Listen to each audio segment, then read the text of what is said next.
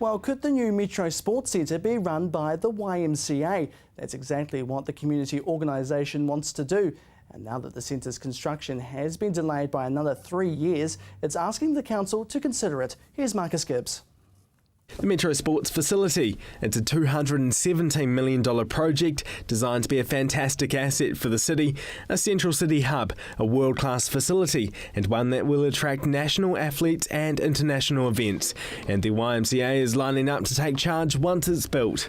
The YMCA would obviously be very interested in potentially being part of the conversation around running that facility. For supporters of the facility, a crushing blow was dealt last week when the government announced the facility has been pushed back to 2020. That means there won't be a 50-metre swimming pool in Christchurch for another 4.5 years. That's not quite as soon as most people were expecting after hearing the Earthquake Recovery Minister talk about the project nearly 2 years ago. Back then it was expected the facility would open in the middle of next year. So for those who sort of say, well, you shouldn't be doing this quite so quick, there's other things to be done, we are doing those other things and we can demonstrate how quickly those are coming along. But we do have to plan.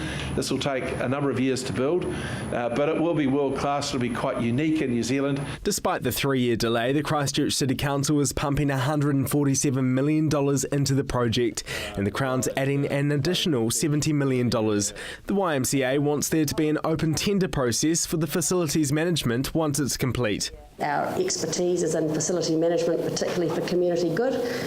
I think that's really aligned with what the council wants to achieve with the Metro facility. The new facility is the council's answer to calls for a QE2 replacement.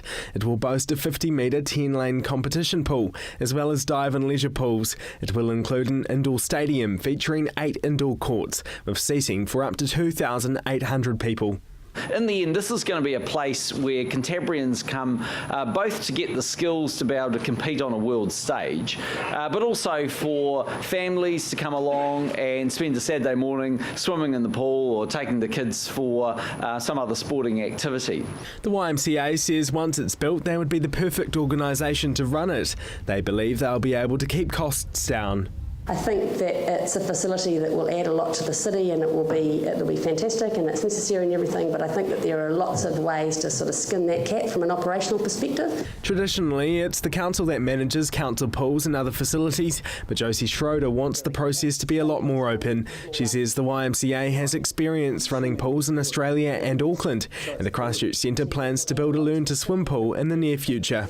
She says the facility shouldn't be solely aimed at families. I think the community swimming side of it should be in the suburbs, which is where families actually want to go. They don't necessarily want to trek into the middle of the central city for a half-hour splash around. The council will have the final say on who or what organisation ends up running the facility. Marcus Gibbs, CTV News.